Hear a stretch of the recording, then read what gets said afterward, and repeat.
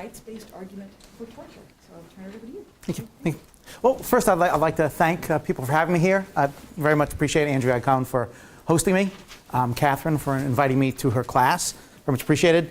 The Charles G. Koch Charitable Foundation for funding my visit. Appreciate that. And Georgia State for hosting me as well. So appreciate the kind of kind hospitality I've gotten here. Okay, so what I'm going to talk about today is torture. And this is I also work on assassination. And I worked on these issues before they really became as relevant as they are today. So initially they were designed for theoretical purposes of the investigation, and then they became increasingly relevant to real-world issues. So what I'll do is I'm going to speak for about 25 minutes, kind of lay out my argument, and then just open up the floor. Okay. So here I'm interested in interrogational torture. Torture designed to gain information from individuals, but at least some of my arguments, kind of variants of it, could apply to other forms of torture. Okay, so what's my thesis?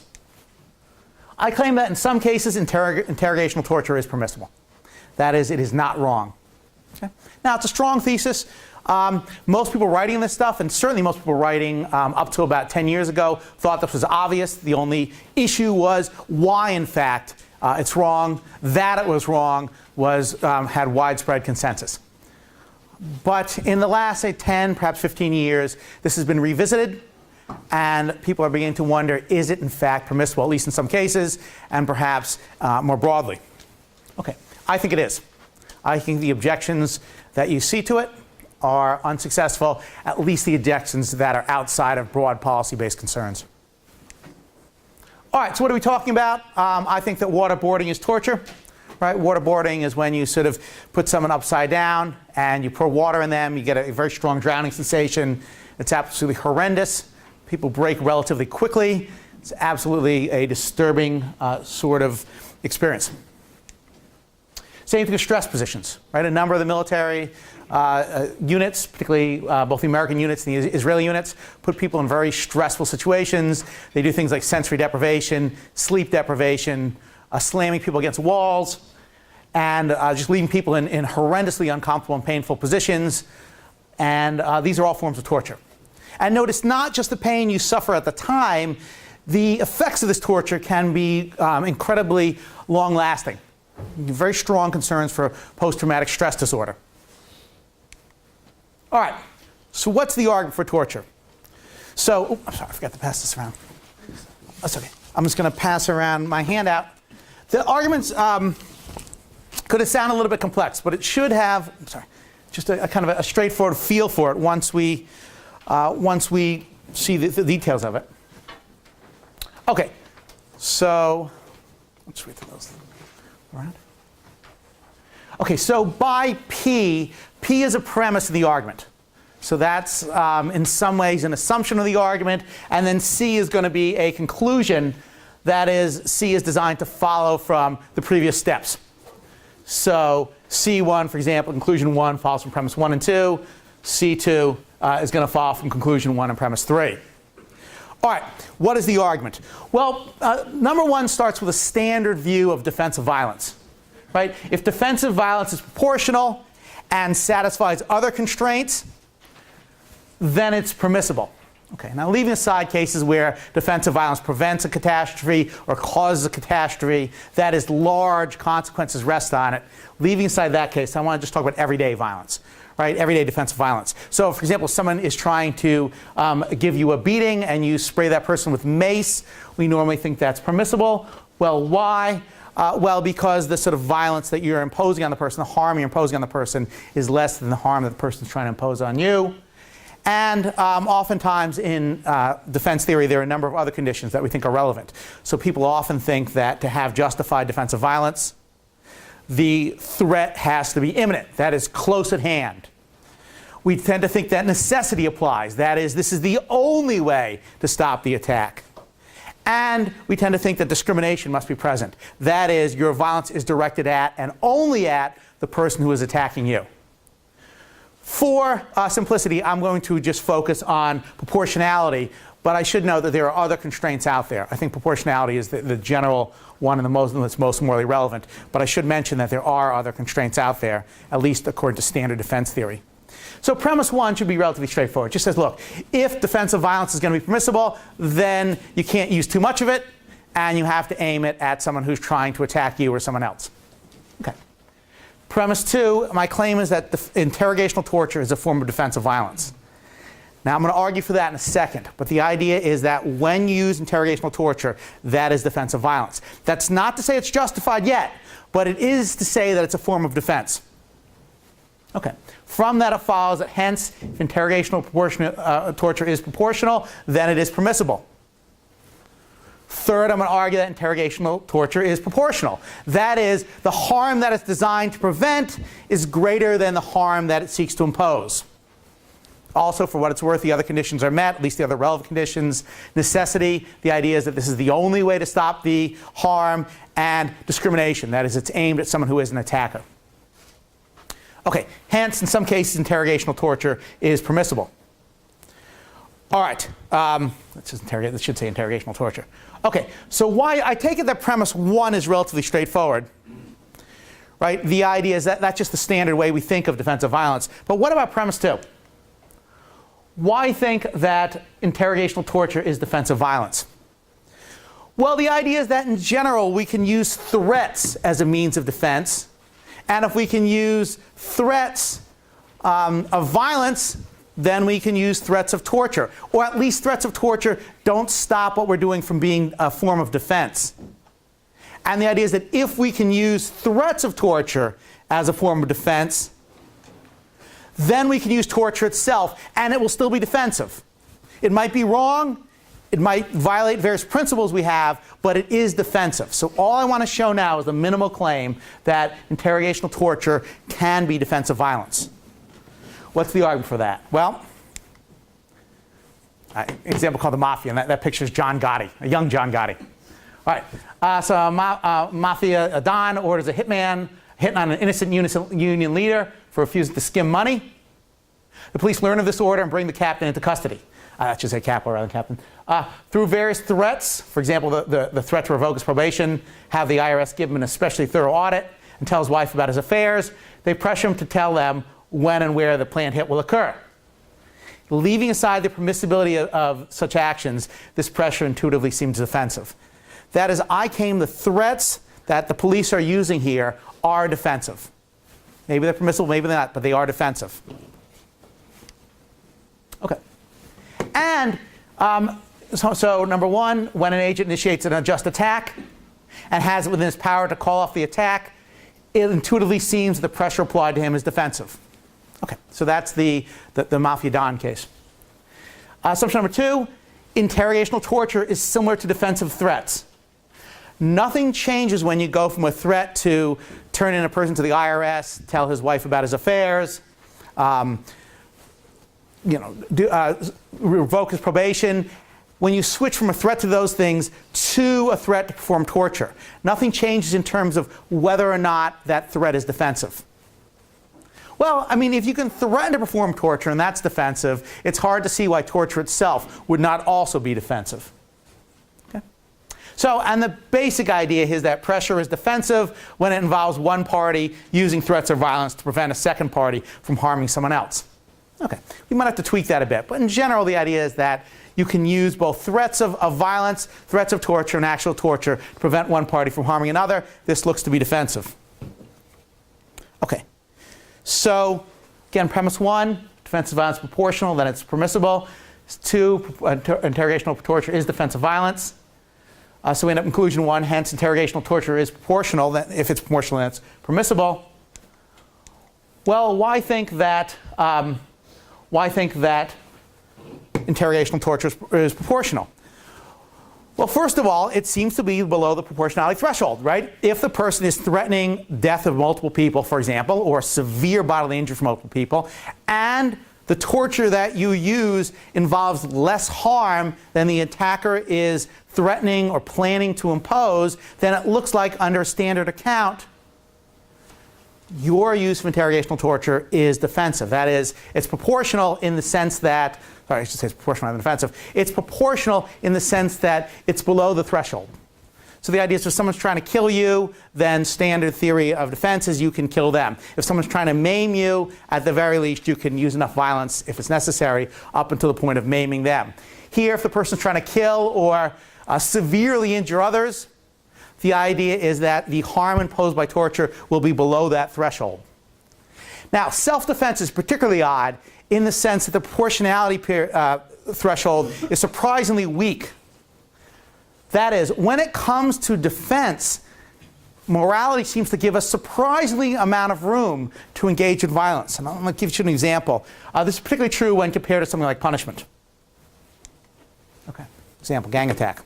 So, by the way, I want to apologize. I mean, my examples all involve all sorts of horrendous violence and bad characters, but we're talking about an ugly topic, and we're talking about when violence is permissible. So, the examples are kind of ugly and brutal.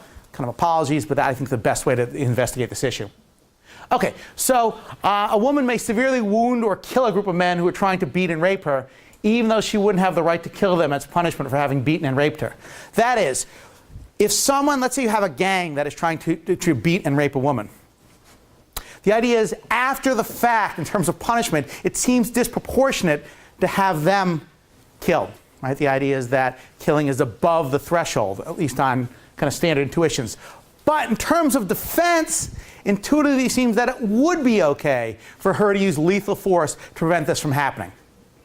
So if the only way she had to prevent the attack from happening was to break out a gun, let's say a snub-nosed .38 with hollow point bullets, and shoot them knowing full well that it will kill them, the idea is that that's going to be permissible. Okay, what are the objections to theory? Well, there's a series of objections that this argument has faced in the literature, and also in the popular press. So let me go over what I think are the best versions of them. First off is the notion that torture doesn't work. Okay, and we've seen this recently in one of the congressional reports, which claim that one of the problems that basically the FBI's view of torture, interrogational torture, was correct and the CIA's view was incorrect. That is, that torture simply doesn't work. Okay, a couple things to say about this. First off, it's not clear that it never works. There seem to be at least isolated incidents where it does work. There are sort of cases reported, for example, by the Israeli Defensive Forces, by the police in Australia.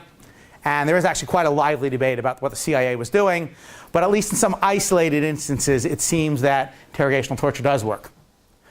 But even if it doesn't work, even if you don't know if it's going to work, the idea is defensive violence is permissible, even in cases where you're pretty sure it's not going to work. Two examples. In prison, the Aryan Brotherhood decides to send a message to the Jewish inmates by giving one Jewish inmate a severe beating, thereby showing the rest that they are vulnerable and should transfer at a C block. I used to watch the show Oz. They attack Morty. Morty knows that any defensive violence is unlikely to stop the attack and in fact is likely to make it even more savage. That is, Morty knows that his defensive violence is probably not going to work, highly likely not to work, and in fact more likely to make things worse than better. Is Morty morally permitted to engage in defensive violence against the Aryan Brotherhood's attack? I submit to you that intuitively the answer is yes. Second example, cavalry defense. The Polish horse cavalry face overwhelming force by the Nazi blitzkrieg. Cavalry members know that launching horse-based attacks will likely result in their horse's deaths, and the fruitless killing of a few Nazi soldiers. That is, their defensive efforts are not going to work. Does that mean that they are not permitted to engage in defensive violence? Intuitively, I think the answer is no. And the same thing then is true for interrogational torture. That's not going to work. Similar to these two. It might not work, but defensive violence need not be likely to work to be permissible. Okay, second objection, and this is the one that sort of has dominated the popular press, and that is the ticking time bomb. To have torture be permissible, you need to have what's called the ticking time bomb. That is, there's an imminent threat. You have the right person, right? The person you're thinking about torturing did indeed play a role in setting it up. You know that torture will work. You know how much torture is required. You know that the person is going to give you accurate information, and you know when to stop. People like Henry Shue argue that, look, we just don't know these conditions. We don't know these conditions are present.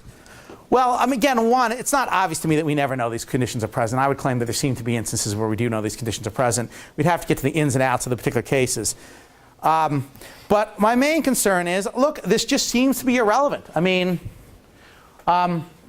Right?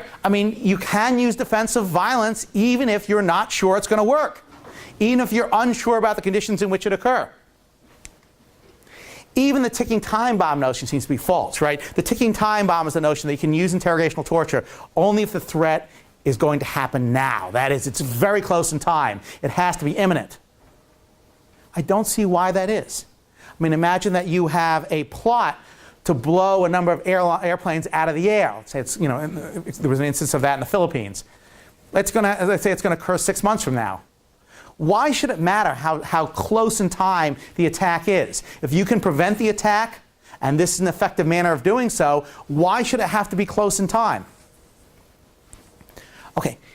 In addition, whether or not you know these conditions are present, I take it that's a theoretical mistake. What matters is whether the conditions are present, not whether you know them to be present. Right? So, for example, if in the case of violence, let's say that Morty's violence is actually going to, defensive violence is actually going to work, the fact that he doesn't know that strikes me as irrelevant. Right? What would matter is whether or not these things are going to be present, not whether we know they're going to be present. Okay, so in short, I think the ticking time bomb is a mistake. Long-term attacks matter. Again, it's not clear that you need to have a defense mechanism that works for it to be permissible. And third, it's not clear that you have to actually know these things for it to be morally permissible. Some people claim that torture isn't defensive, right? That somehow it's not really a form of defense because in some sense the person's under your control. He or she has stopped attacking you. He or she is no more than a prisoner of war or just a prisoner.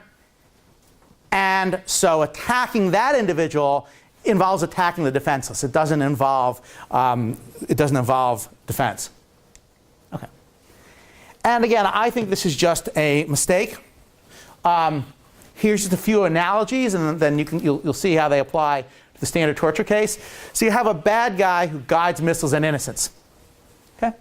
The only way to get him to stop guiding is to shoot him with a ray gun that produces the sensation identical to that of a dentist drilling into an unanesthetized tooth. Apparently this is off the charts painful. Okay? If you've seen Marathon Man, you can see like a vivid example of it. And the idea is, well, that would seem to be defensive. Bad guys attacking someone with missiles. We're making him stop through violence. We're preventing him from attacking others. That seems to be defensive. Well, take the second case, shut-off missile. Same as number 5, except for that the bad guys already fired the missile. This time we use the ray gun to shut off the attack. Now, here's my claim. I think 6 and 5 are the same thing. I think if 5 is defensive violence, then so is 6. But even if they're not, let's say that you think that 6 is not defensive because the attack's already in place and you're forcing the individual to prevent the attack rather than to continue guiding it. Okay, in that case, I would call it quasi-defensive. It's like defense, but it's not the same thing. I claim the same moral principles apply. That is, if 5 is permissible, so is 6. Okay, so whether or not 6 is defensive or quasi-defensive, the idea is that the same moral principles apply.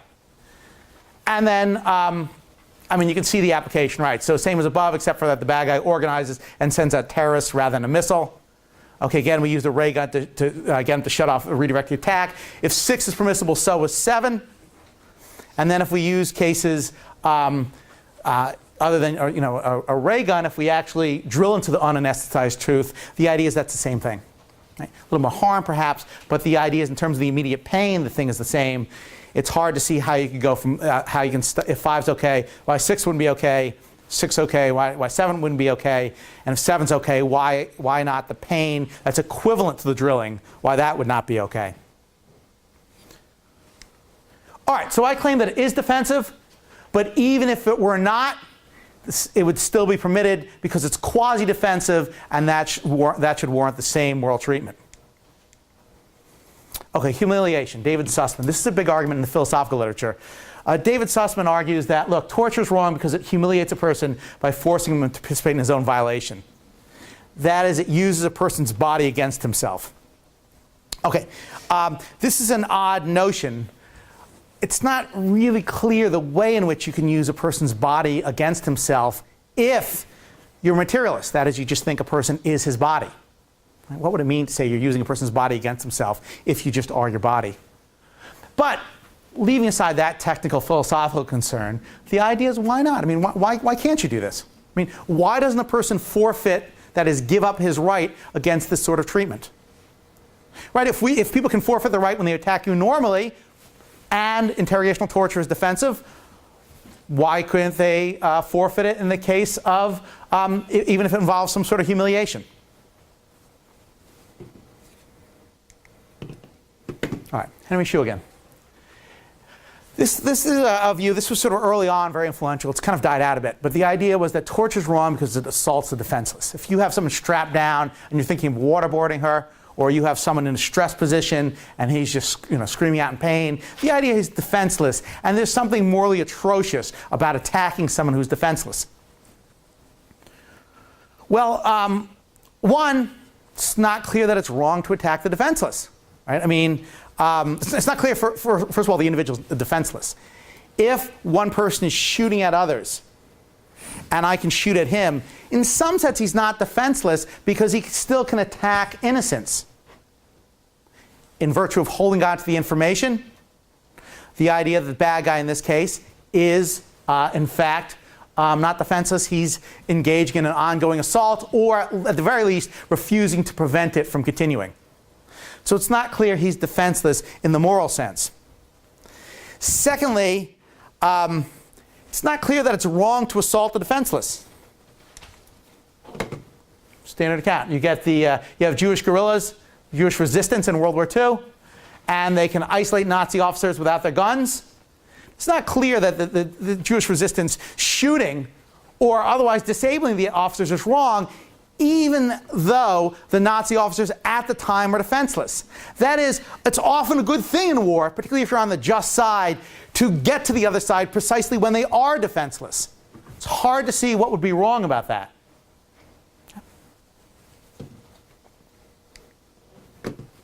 And again, forfeiture applies.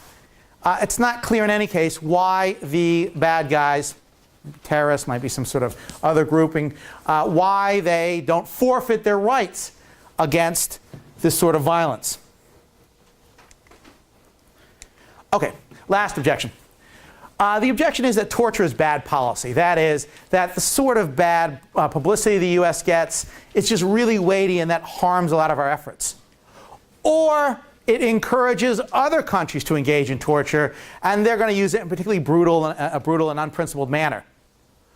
Or arguably, at least in some cases, we haven't used torture very well, right? Allowing the CIA to engage in torture allows a bunch of sort of undisciplined, yahoos over in Abu Ghraib to engage in torture. And the idea is that we don't want innocents being tortured. And once you allow it in one place, you have to allow it in other places. Okay, this may or may not be correct. I mean, those are major costs that you pay when you have a policy of torture. There might also be severe important benefits, right? If you can, in fact, glean very important information, that's going to have to be weighed in a cost-benefit analysis against the harm, both publicity and in terms of maltreatment of innocents, that occurs when you allow for torture. A separate issue is whether or not, if you're going to have interrogational torture, whether you should legalize it or just turn a blind eye when people use it in the field. There's going to be more pragmatic considerations. What I claim to have shown is that in principle there's nothing wrong with torture. Whether or not it's good policy is going to involve important considerations of both history, economics, and international affairs, and that's going to involve sort of a vast interplay of issues. But in theory there's nothing wrong about torture, and even as far as policy matter goes, I take it it's a much more difficult claim than a lot of people think. Okay, it's my pleasure, and I'll take any questions you have. Thank you.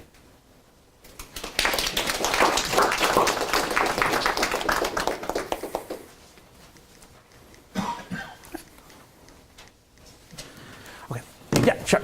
So, with the use of preemptive torture. Yep. And the example you gave of 6 months, you know there's going to be an attack. Sure. We don't know how you know, but you know. So how is that different from, Well, say, your example of the woman who's raped and murdered by a gang? What if she has seen this gang on the corner, is concerned, is sure that she's going to be raped and murdered at some point? So by the logic that was put forth earlier, she could go ahead and go shoot them, because it's not the threat of imminency. It's not the fact that it is occurring that is the problem. It is the fact that it will occur. Right, that's right. So if in fact the threat is high enough, the idea is the violence is permissible. Now the law doesn't track that, right? The law says they use defensive violence. It has to be imminent. But you might think that's for practical considerations, right? We just don't want to get into the business of deciding whether or not for efficiency considerations, whether we know with enough certainty that the attack will occur, from the perspective of a jury or a judge. But you can see that temporal distance shouldn't matter morally because it's analogous to spatial distance. The idea is it's just as wrong to kill someone half a world away as it is a foot away. Right? Whether you shoot someone a foot away or whether you kill them half a world away with a drone, the idea is that morally it's the same thing. So the idea is, as a matter of morality, distance doesn't matter. Spatial distance. Well, it's hard to see why temporal distance is any different than spatial distance. But if temporal distance doesn't matter, if spatial distance doesn't matter, it's hard to see why temporal distance would matter. It's the idea that the uncertainty, the temporal distance matters because it has not happened yet. So the preemptiveness is a problem because it may never occur. Us believing there were WMDs in Iraq was not founded in fact. It was founded in the temporal idea that there were things there, and if we left them there, it's a problem. That turned out to be a false fact. So this is where the problem with temporal distance comes into play. If we had started torturing people, which I'm sure we did at some point, to find these WMDs, and there were not, then it becomes morally wrong that we did it because we did not clean any information from it. So that's where I think the problem with temporal distance comes into play. It's the lack of certainty, which you can never have. Now, I agree that in some cases, torture, you need it for some things, and even if it's not successful, you should try, just because of the drastic difference between before and after the effect. But in most cases where you have such a long temporal distance, I don't think torture should be the first option. I don't think it should be the third option. Well, I mean, I got so one issue is there's uncertainty with temporal distance, and that's a concern here. And I think this is general true. This is true, by the way, even if things are not distance in time. I mean, if someone is playing Russian roulette on me, and they have one bullet and the gun has 6 barrels, 6 chambers. Okay, well, that's a 16% chance of me being hit. If they're playing with a gun with 100 barrels, the idea is that's much less likely. So we need a theory of when the likelihood of risk is high enough to merit the attack. But once we've solved that, I don't see anything distinctive about the torture case. It's just the issue of uncertainty. And as far as not having the relevant information, I just don't see why that's the case. I mean, if we had a laptop where we uncover these plans and we know who's connected with the laptop, and we know for whatever reason, or it's highly likely we're going to have a hard time getting to the units that are designed to act on these things, I'm not quite sure why we don't reach that level of knowledge. But in any case, my concern is more theoretical. If we were to reach that level of knowledge, or that level of, the risk is high enough, then it doesn't seem to be a principled issue. It's just a question of, are we at that level? Note also that a lot of violence is hard to assess, right? So if you are using a drone to take out people who are engaged in various terrorist activities, let's say in Yemen or in Iraq, what's the likelihood that that person's going to successfully launch an attack, or that their actions are going to produce more harm, that can produce more benefit to take them out than harm in terms of public relation issues? It's not clear, right? Lots of times we have to act on sort of limited knowledge about the risk. Even at war, right? If you're a sniper and you're shooting someone in uniform, but they seem to be transporting food, are they involved in promoting the attack? Probably. Is it effective measure? I don't know. I mean, is it worth taking someone's life for? A little hard to tell. But the idea is it seems to be okay to engage in assassination in those cases. It's hard to see why this is any different. Notice the low level of knowledge we think applies with regard to things like assassination via drones or killing someone via a sniper. I'm back, sure. Yeah. Well, first 2 points really. I'll start with the temporal distance issue.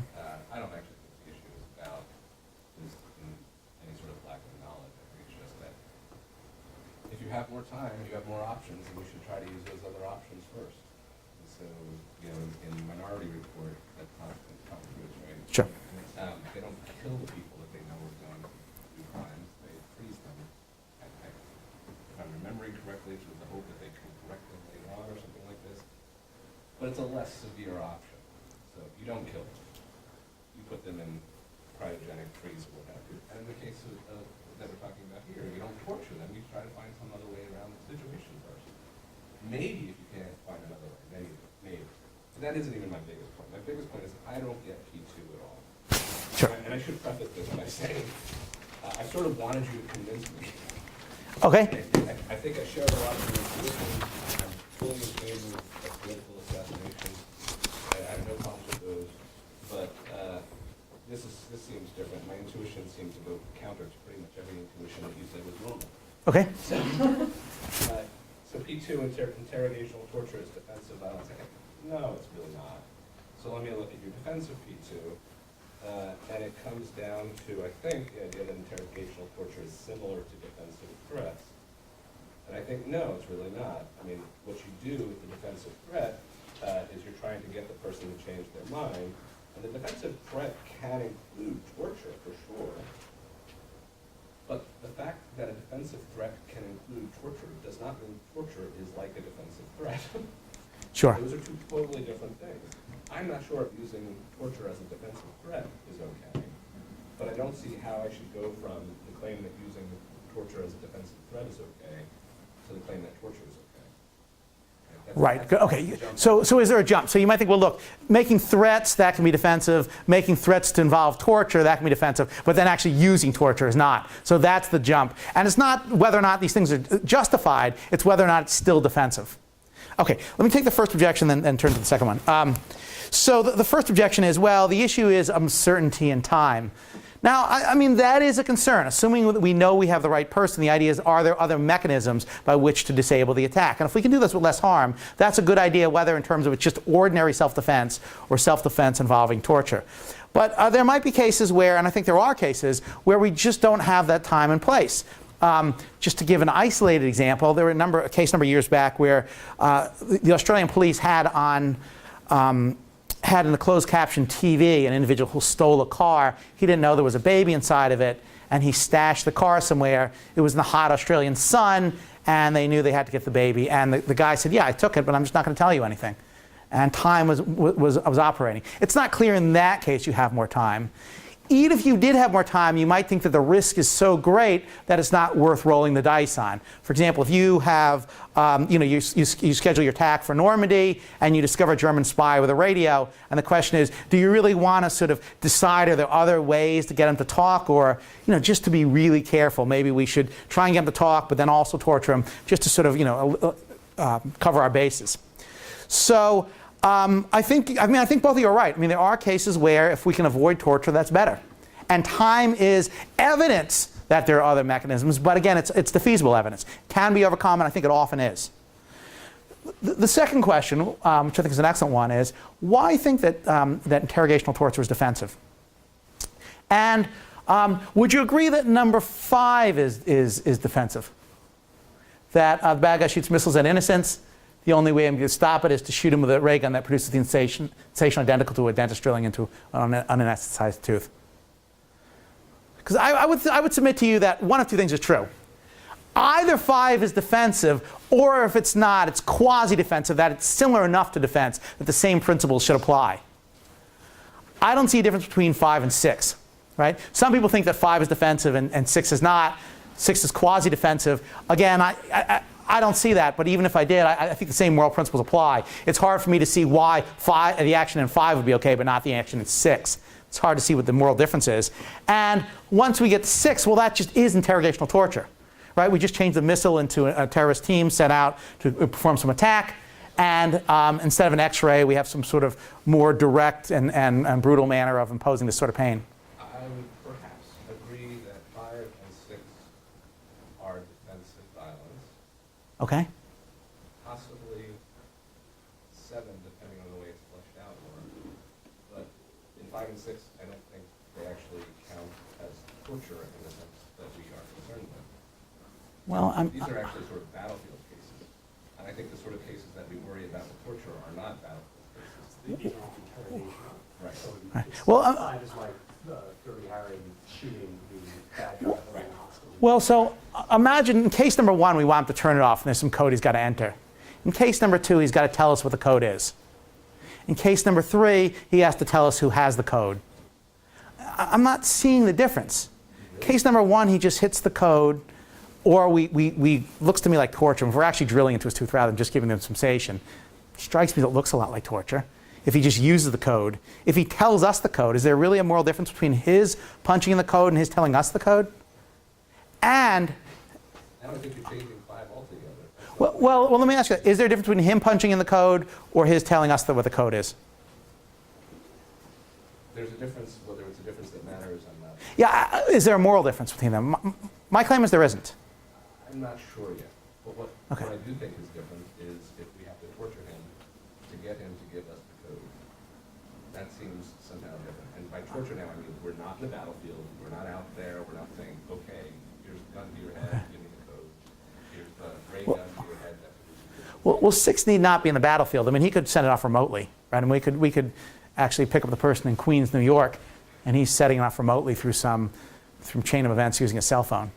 Doesn't have to be on the battlefield, and he doesn't have to be a combatant. So you're building a lot into this case. Well, I mean, does it matter? Does it matter whether he's on the battlefield in uniform or whether he's in civilian clothes, sitting in a nice restaurant in Queens? I'm not worried about the uniform, but I am worried about whether we can consider this battlefield or not. Yeah, I mean, I just don't see how that's relevant. I mean, the idea is he's directing attack. I don't see why his location or surroundings should change our moral relations to him. The cause and effect of what he's doing is the same regardless if he's on the battlefield or he's sitting here. Yeah. in this I mean, Yeah. you could even posit that two identical twins, right? One twin is in uniform on the battlefield. His other twin, in fact, he's a doppelganger. It's not just a twin. He's cell for cell identical with the same intention. And he's sitting in a restaurant in Queens directing the same thing through a cell phone that the other guy is on the battlefield. And the guy in Queens is not in uniform. It's hard for me to see what the moral difference is. My claim actually that 5 is torture. Again, you might think it's involved in the heat of battle. It's torture nonetheless. I mean, you're imposing enormous amounts of pain to get someone to do something. And my claim is that each of these steps, there's no moral difference. If it's okay to make them turn off the code, it's okay to make them give us the code. And if it's okay to make them give us the code, it's okay to make them tell us the person who has the code. Once you get to that third step, it clearly is interrogational torture. So I like your point. I just don't agree with it. I think we also have a different idea of what torture really is. Well, let me just do a side step. I think torture is the intense imposition of pain, the intentional imposition of severe pain. It's kind of a real minimalist account of torture. That's actually not in line with the literature, but I think that's the best account because there's all sorts of reasons you might want to torture someone. You might want to torture someone for punishment, for example. You might want to torture someone for aesthetic purposes. Not to say those are justified, but I think those would be seen as torture. So torture need not be linked to gaining information, although it is in the case of interrogational torture. Yeah. I guess my issues kind of come up with objection 4 and 5. Sure. In legal precedents, if you're interrogating someone and you need information for a court case or something like that, and you torture them for that information, it's considered under duress, and it's not, you can't use that information in a court of law. So why do we value people giving us that information without torture legally, but not in instances of, like, a threat? Sure. So yeah, the idea is, if I'm following you right, that we can't introduce torture into law because of the conditions under which it's been imposed. Okay. I'll assume that's right. It's been a while since I've looked at the jurisprudence over this. But look, I mean, there's the same reason we want to have the exclusionary rule in general, right? Which is that if police violate someone's rights to get information, we want to provide them, a strong disincentive for doing so. By blocking the information, we provide them with an incentive for doing so. A lot of time when we use the exclusionary rule, the evidence is quite useful. It's enormously useful in some cases. We just decide that we want to have a clear incentive for the police not to do this. And I think the same thing applies for torture. It's not that it's going to be unreliable, right? We'd have to debate that. It's not clear that it's going to be unreliable. And note, for example, when people are worried about torture being unreliable, You have to have a little bit of context here. I mean, most of the ways we capture evidence is unreliable. I find this surprising, incredibly surprising, but confessions are unbelievably unreliable. But if you look at how accurate confessions are, it's amazing how unreliable they are, both in terms of our field studies and in terms of our laboratory studies. And people are extraordinarily bad about picking out when someone is giving an honest confession and when they're not. Oddly enough, police are worse than lay people at doing this. Right? So, yeah, I mean, there's concern about evidence gained through torture, but that's true for lots of things. I mean, through confession, through circumstantial evidence. And yeah, my claim is the explanation as to why we don't allow that in is because we want to provide a disincentive for people to do that. And note it's an odd thing, right? I mean, why with the exclusionary rule? Why do we say the evidence can't come in rather than saying the evidence can come in, but then the suspect can sue the police for violating his civil rights? Right? I mean, that might be a more natural approach, arguably, although this issue has been lost, and one that's in line with you know, better understanding the Constitution. But still, we've decided the disincentive rule is an important one. Yeah. Sure. It's still defensive violence if your intelligence turns out to be faulty and you're torturing somebody who has nothing to do with an attack. Yeah, I mean, look, you can, is it defensive or is it a failed attempt? I would say it's a failed attempt at defense. So imagine that, so I used to live in Detroit. So imagine that you're sitting on a park bench in Detroit and someone comes up with you with a large knife and starts stabbing at you. You have a .38, and you shoot them. It turns out this was an actor. He thought you were part of his play, and he mistook you with someone else. So you shot an innocent person who was part of a play. In fact, they were filming it. Was that defensive killing? I mean, there's two things we could say here. That, yes, it was the defensive killing because we subjectivize it. That is in your head. The conditions present for defense were in fact present. Or we could say, no, that wasn't defensive because it wasn't an actual attack, but that you're not blameworthy because were the facts as you understood them to be, then you would be blameless. I kind of like the second case. So I would say that where you torture an innocent person, that's not defensive. It's a failed attempt at defense. Again, and I think that's wrong. And I don't think you should torture innocent people. But again, it's not clear that this always involves torturing innocent people. At least the three people that the CIA waterboarded, leaving aside whether that worked or not, it's pretty clear they had people who were not innocent. Yeah? What I don't see is perspective Sure. or balance. So the United States, when the 9/11 attacks happened, close to 3,000 people died. As a result of that, I think over 4 or 5 million Afghan refugees, whole tens of thousands civilians killed, which is not balanced at all. Tremendously, yeah, the proportionality. So my thought process is there should be a policy period with no torture, and every president, any leader of any country, part of their responsibility is casualties, taking losses. 3,000 people dying in comparison to millions. Basically, I see that I feel like we tortured those people to displace them in the way that we did it. So if you take on a policy of absolutely no torture, unless there's something that like a nuclear bomb, which has long-lasting effects, or maybe you're losing your president, I don't see any reason for torture anyway when the responsibility of a leader is taking losses. And you have to know, what that number is, but, in most of these cases, how many people are going to die, even if a missile gets shot? How many people literally are going to die from that missile? Because there's policies that you can put in place that once that happens, there's a negative effect that happens to that group of people that will make them think twice about doing it again. And look, I mean, I agree with your general point, which is that, look, just because the U.S. has suffered a loss, or any country for that matter, it doesn't mean that whatever war they engage in next is justified. We'd have to look at the specifics. Even if the war is justified, there might be limits as to how much violence you can perform. There might be proportionality limits. Is the good you're trying to achieve, is that going to be outweighed by the harm you're imposing? I agree with all those things, but from those things it doesn't follow that torture is not justified either during wartime or in a civilian context. Because you might think that torture is going to reduce the amount of violence.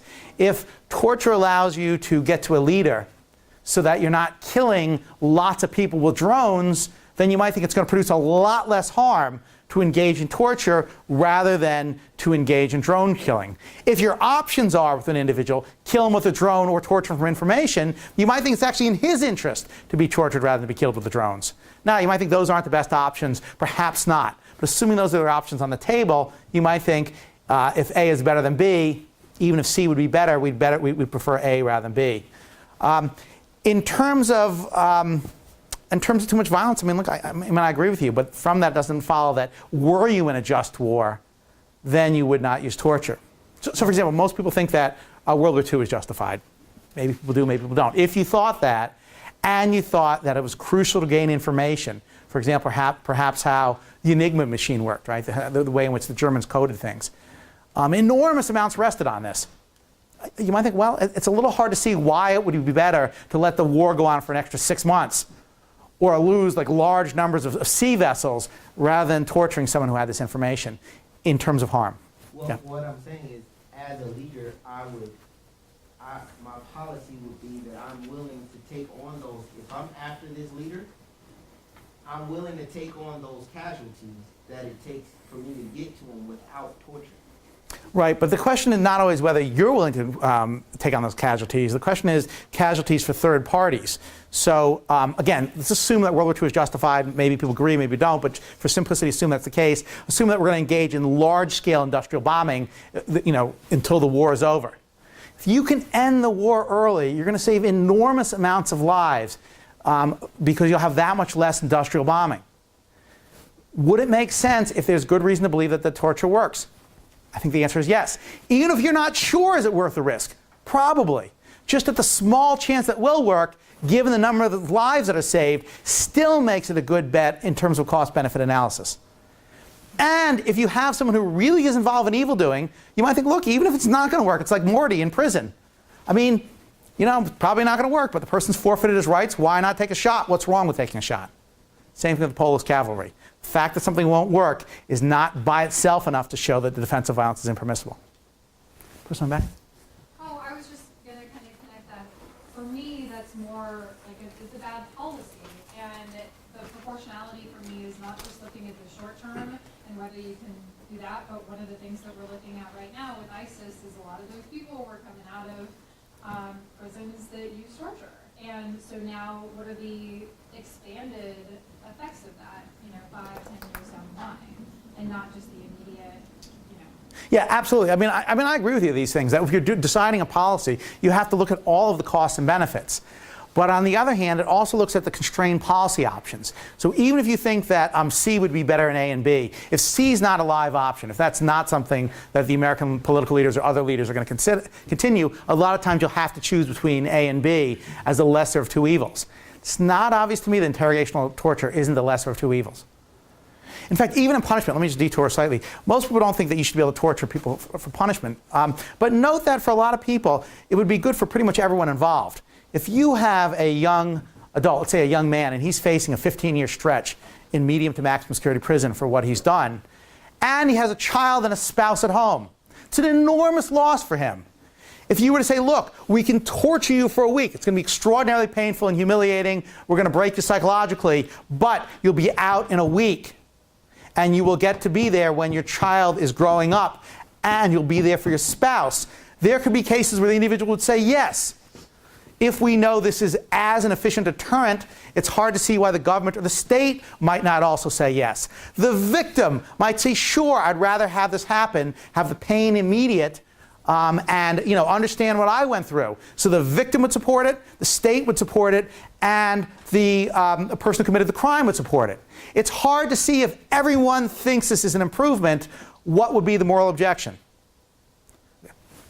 Person back. Psychological damage would be the moral objection, because if someone was already a criminal. Absolutely, psychological damage is very real. So is being locked up in medium security in prison for 15 years. Not just that you're removed from your children and your loved ones, but I mean, look, prison's a hard time, right? 20% of prisoners are subject to involuntary sexual contact.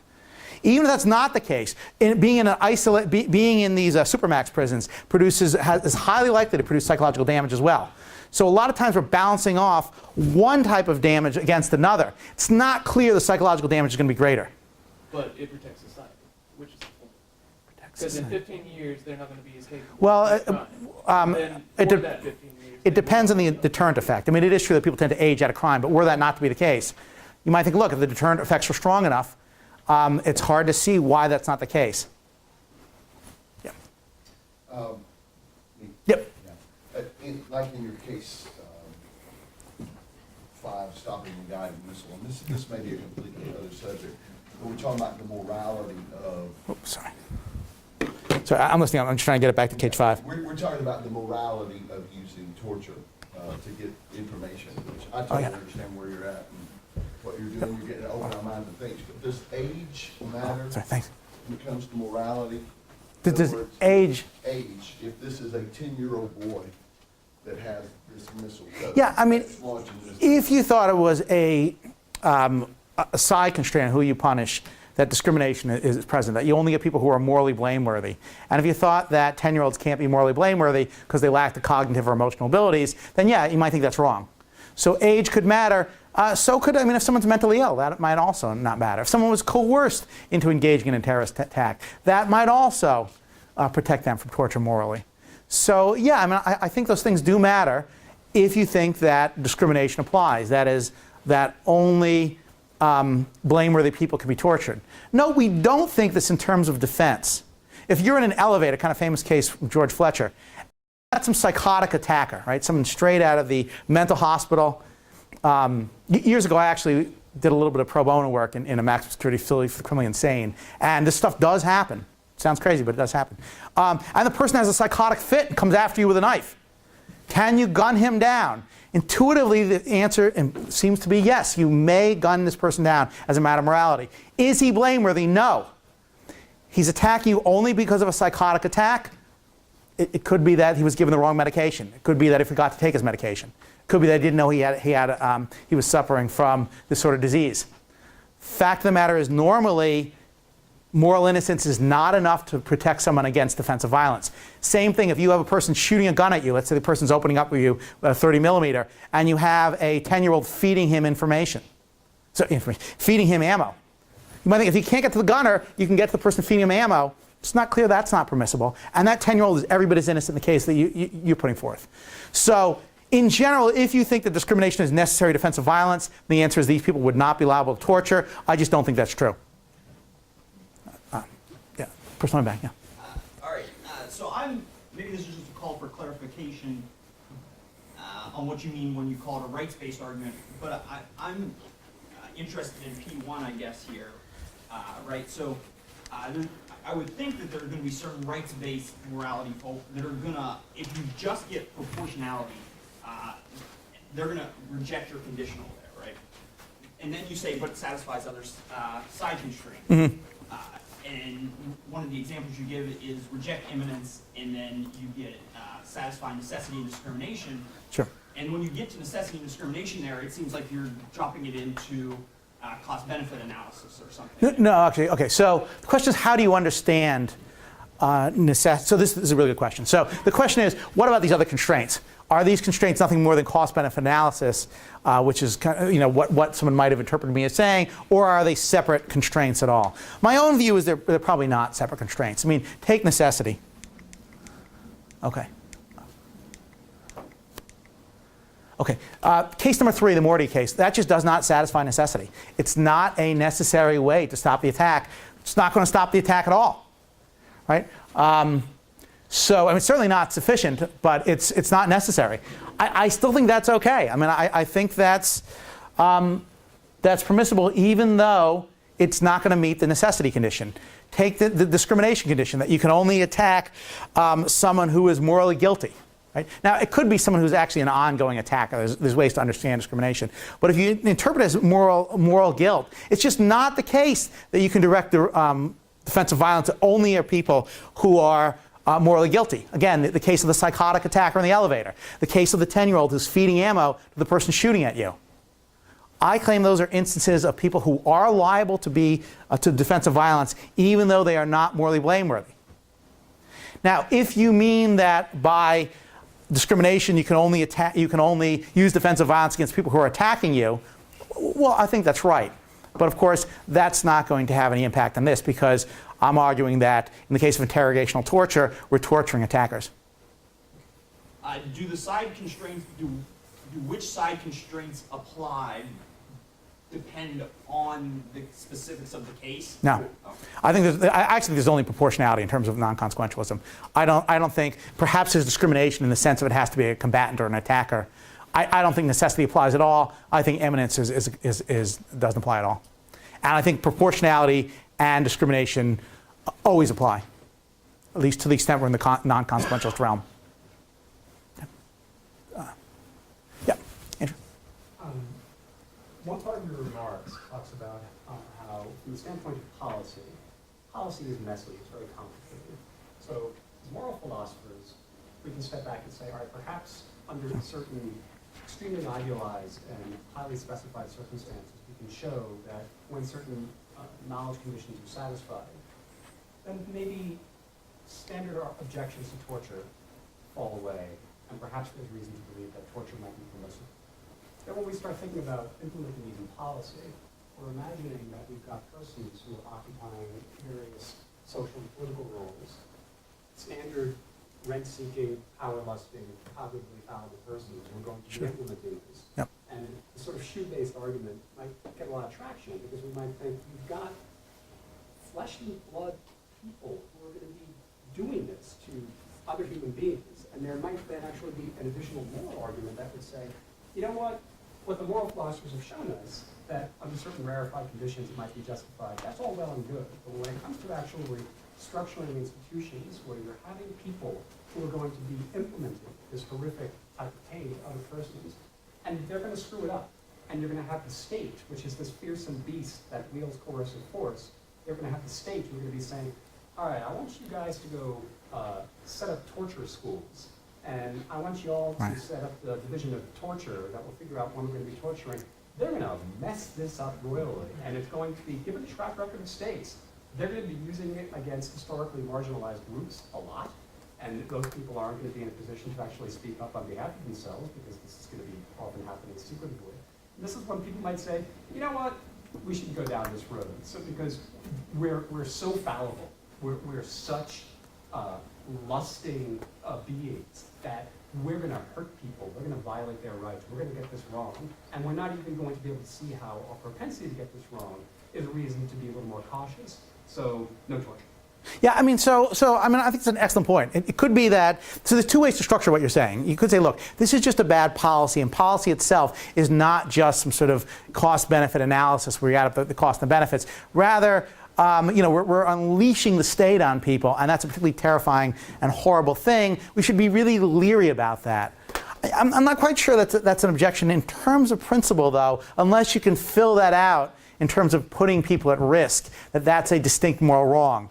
But even if you could, note these cut in a couple different directions. I mean, if you can gain useful information and it will prevent vast offenses, particularly sort of military, projects and attacks, you might think that's quite useful. I mean, if you can locate Saddam Hussein through a little bit of torture, or you can locate someone of his ilk, and diffuse attacks, you might think, well, that might prevent a war or two. It might also, because that might be sort of pie in the sky thinking, you might think it will prevent our civil liberties from being trampled all over the place.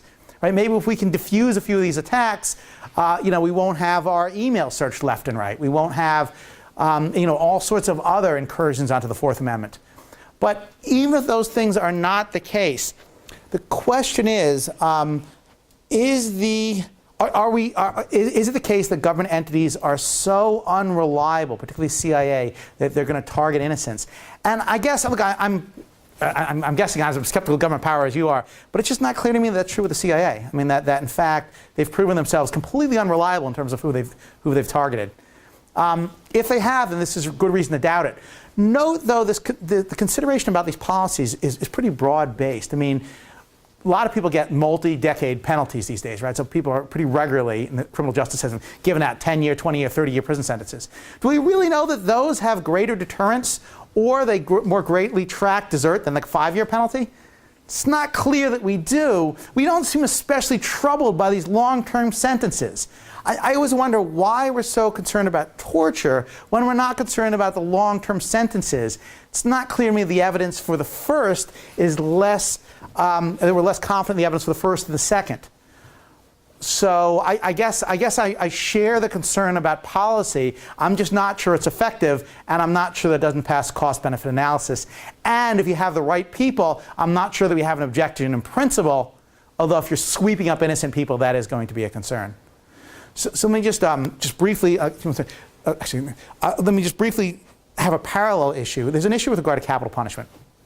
Traditionally, people have thought that capital punishment is not a deterrence, so you're killing people, you're spending a lot of money in terms of appeals with nothing to show for it. But the recent round of economic studies seem to indicate that capital punishment is, in fact, a deterrent. That for every person you kill, you're saving innocent lives. This surprises me, strikes me as not correct, but apparently this is what a lot of these recent economic studies seem to indicate. If that's correct, it's an ugly choice. It's not a clean choice. Do you value saving innocents, or do you value, not killing people, killing prisoners? Can't have it both ways. There is a trade-off. I guess I think that if you thought the government was reliable enough, the trade-off would be present. If there wasn't, it's not clear that this is a principled objection so much as a cost-benefit analysis. Yeah. Well, I got maybe like 2 comments to say. Sure. I don't think torture is okay in any circumstance because, it's not really valid in all situations. It's really circumstantial and it's subjective because it's like you don't know when you're underreacting or overreacting to a situation. So I can't see how torture could be a standard, ran by people that are like us. I can see why long-term imprisonment works because, you can't get time back. But then it affects the person when it comes to them trying to get back into society because it affects people that are already in society. But I don't see torture as okay in any situation, maybe self-preservation and the situation where it's an imminent threat. I think torture is animal-like. It's more like you reacting to something, like, someone, like an animal reacting to, like, if you harm them. And then my second comment was a question. Is it okay to torture someone if they infringe another person's right? Does that infringe their right to be protected by the law? And, let's see. But, yeah, that was the question. Yeah, the notion that's animal-like or that there's no possible case, the objection is that it's not a realistic case, but we can certainly imagine a possible case involving John Gotti, right? So John Gotti sends out Sammy the Bull Gravano to kill someone innocent, which, John Gotti did. It's not like these things didn't happen. Imagine the attack is in motion. You might well know the attack is in motion. These guys are not always the greatest about keeping control of the information on this. Is it really wrong to torture John Gotti to make him call off Sammy the Bull's attack? It's a little hard to see what the objection is, right? It's not like he's morally innocent. It's not like an innocent life isn't at risk, right? It's hard to see what the principled objection is. As far as being animalistic, look, you might think all violence has kind of an animalistic feel to it. Shooting someone with a rifle is animalistic, right? Shooting someone who's attacking you is animalistic. I'm not sure it's more animalistic than these other things. I'm just not sure I see that. The person on the back. Yeah. Yeah, so I think that there's one being that's being left out of this equation. Sure. So I think this is a fairly standard objection. It's the objection from the virtue theoretic perspective. The person who's really being psychologically harmed here is not the person being tortured, it's the torturer. Right. And that's, in fact, what makes the difference between doing something on the battlefield and doing something in the police interrogation room or the CIA interrogation. We don't want to create monsters, and we create monsters when we let certain individuals that require certain individuals to torture others. Sure. Okay, so the idea is that, look, that what's really wrong about torture is not what you're doing to the victim. It's what the torturer is doing to himself or what the person ordering the torture to do. I find this an odd view, right? Because, it's just strongly counterintuitive. We generally think that what's wrong about torture is what's being done to the person who's strapped down and horrible things are happening to him. The idea that the torture, that's really our focus, that strikes me as misguided.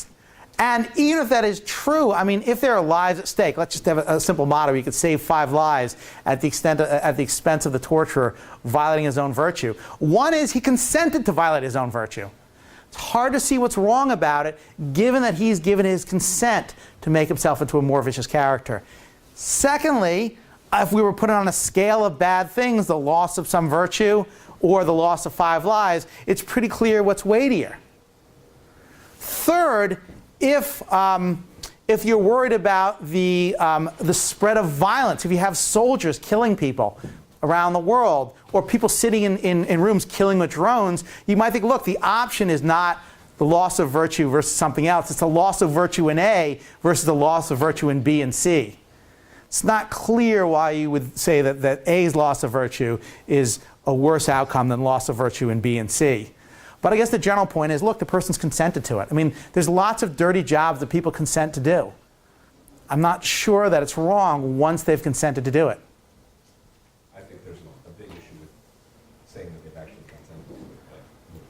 Well, I mean, they seem to satisfy all the conditions of consent. They seem to have informed consent. They seem to be voluntary.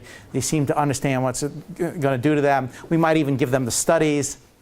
It's not quite clear why we think they haven't consented. I mean, you might think consent isn't valid. It's not something you can morally consent to. But that they have consented, it's hard to see what the objection is there.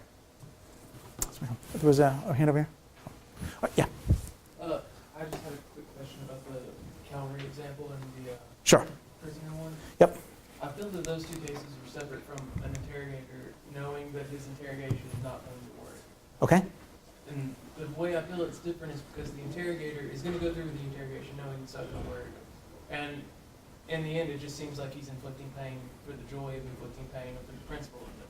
Whereas these cases, and especially the Polish cavalry one, because they were fighting tanks with horses and they knew it wasn't going to work, but they were fighting for their home. They knew they were going to die. They were soldiers. They couldn't run away in that fight because they would have been pointless. They could just walk the next day with still on horses.